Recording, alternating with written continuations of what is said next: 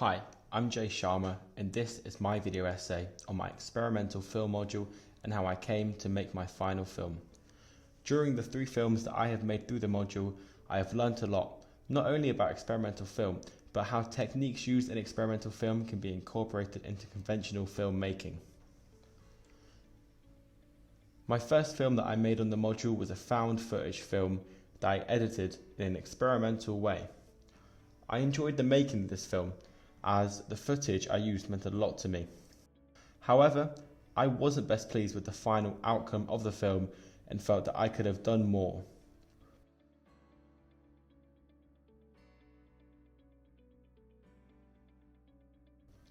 My second film made me much prouder to be an experimental filmmaker and was the one I developed into my final film for the module.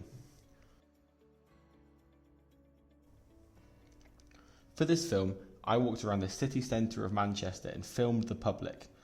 I knew that later I would manipulate this footage in an experimental way in the editing suite. This film really made me enjoy experimental film much more, and I think much of that was to do with actually being able to use a camera to film what I wanted.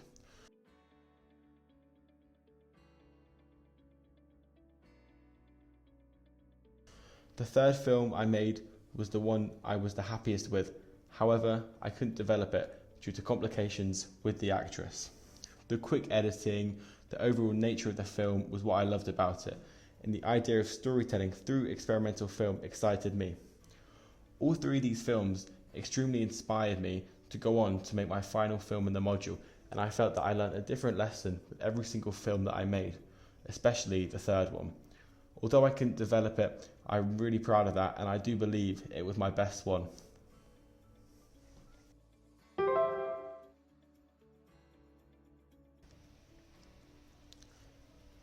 Theoretically, the German Expressionism movement of the 1920s inspired me heavily when making all of my experimental films, but most importantly, my final project. It was practically the birth of experimental film, with innovative filmmakers like F.W. Murnau, Robert Wiene and Fritz Wang spearheading the movement. Since learning about this movement in A-level film studies, I have always been passionate about what was created back then, and it also played a large part in deciding to take the experimental film module in the first place. The films made in post-war Germany were like no other, as these were wonderfully creative and extremely different films. An example of a film that had always stood out to me was F.W. Murnau's film Nosferatu.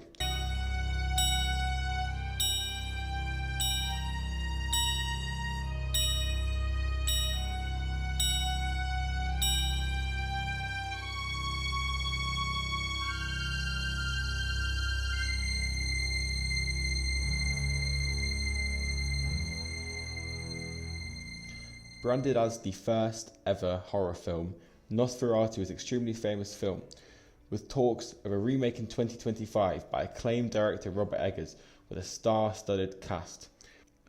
Murnau's pioneering filmmaking techniques propelled German cinema and have influenced films even today, including mine. German Expressionism influenced more than just film, as other forms of creative media also were inspired by the movement. When going into depth about this expressionism whilst doing research in previous years, I came across a picture titled Woodcut depicting nuns within the courtyard of a nunnery by famous Norwegian painter Edvard Munch, who also painted the Scream painting.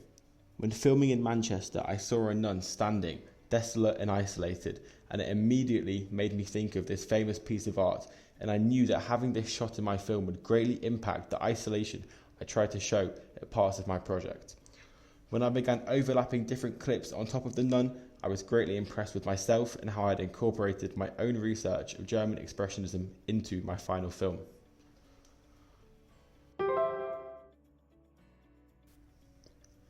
Many pieces of mainstream media have influenced my final film, conveying how experimental film has such a great effect on all of film. From the use of overlaying to specific shots that I filmed to the contrast of colour, I was inspired by multiple projects throughout the filming.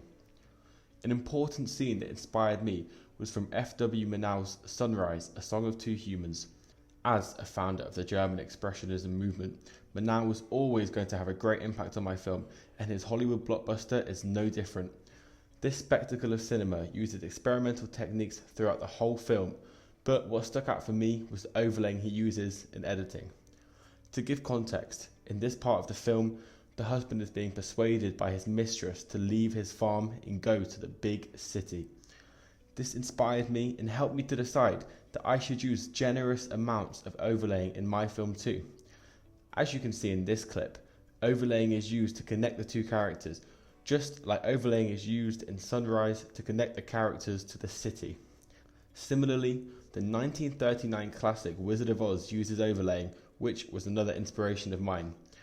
These early 20th century films both inspired me to be more creative with my editing and storytelling. Another inspiration of mine was Schindler's List, and more specifically, the girl in the red dress. The use of colour in this scene inspired me to interpret the mixing of colour and black and white in my own way, which led me to creating this shot. I feel this shot is a very strong point of my film and can make the audience feel uneasy, which was something I intended to do. Alongside those three films, I was also inspired by Birdman. This masterpiece inspired me in many ways. Firstly, the film uses plenty of raw footage, just like mine, as for many of the shots I just played them out from start to finish whilst editing the film. Birdman also films in the general public for this scene, where Reagan is running through Times Square. The tracking shots behind Keaton's character impressed me and inspired me to do my own shots just like that, however, of the general public instead.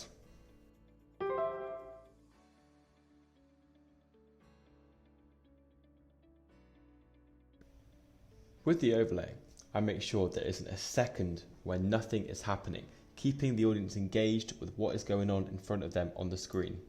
Same for the colours, it's a continuous switch from black and white to colour, keeps the audience on the edge of their seats, preparing for the film to change almost in an instant. Although the film was initially made under the title of Road to Nowhere, the developed version really branches out and brings a whole new meaning to the film. I wanted to leave a lasting effect on people with this film. I wanted people to feel redeemed towards the end of the film. I wanted people to feel like they were part of this film. One way that I attempted to make it feel like people were part of this film was by including shots of the actual edit into the film. I have always appreciated when films or any pieces of media include awareness that they are in a film. One of my favourite moments of this is in the film Spaceballs. The context of this scene in the film is that now the big fight between the protagonist and the antagonist is about to commence. As they are fighting though, the antagonist accidentally lightsabers one of the crew members instead of his actual enemy.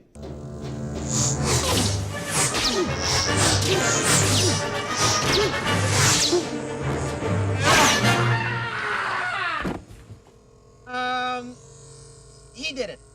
What? Of course, in this film it is used for a comedic effect, and I believe it works very, very well. I included shots of my edit into my experimental film in order to break down the barrier between myself and the audience. After all, it's experimental, so why not? I thought that adding those shots of the edit into the complete film would also surprise the audience. I didn't want the film to just be shots of other people, and I felt like the edit shots break up the film, despite them being faked and at times hard to see. Much of my film's methods and experimental techniques are implemented in order to make the audience be confused, surprised, and intrigued as they watch.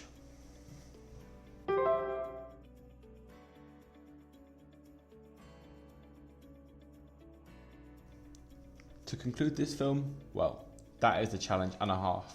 If I think about improvements I could make, there definitely is a few.